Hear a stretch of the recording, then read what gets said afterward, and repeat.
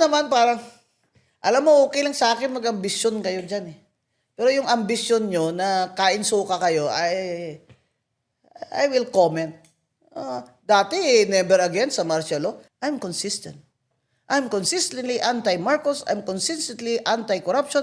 I'm consistently anti-EJK. I'm consistently West Philippine Sea is ours. I said that impeachment against Sara Duterte was rigged. It violated the right to due process, therefore unconstitutional, and hindi ako uto-uto ni Martin. And I objected to the way Digong was arrested by General Torre.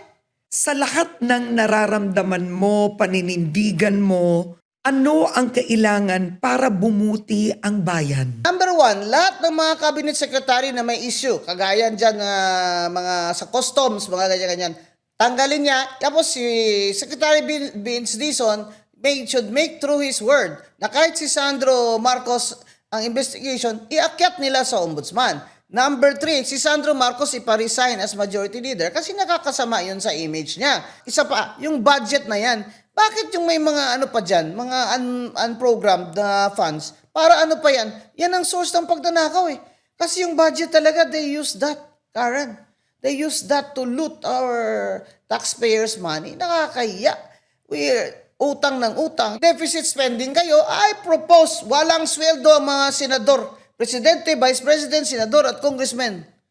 Walang sweldo. Bakit in Venezuela when they took over, kalahati na lang sweldo nila? Deficit na tayo eh. Tingnan mo yan pag walang sweldo, per diem lang bawat. At upo mo dyan, babayaran kung di ba mag 100% na attendance yan. Kung may makukulong, may magbabago ba? Oo. Will it change? Ipakulong nyo na si Martin.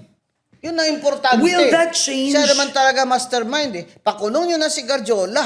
Ipakulong nyo na yung mga contractors na yan na may ebidensya naman kayo.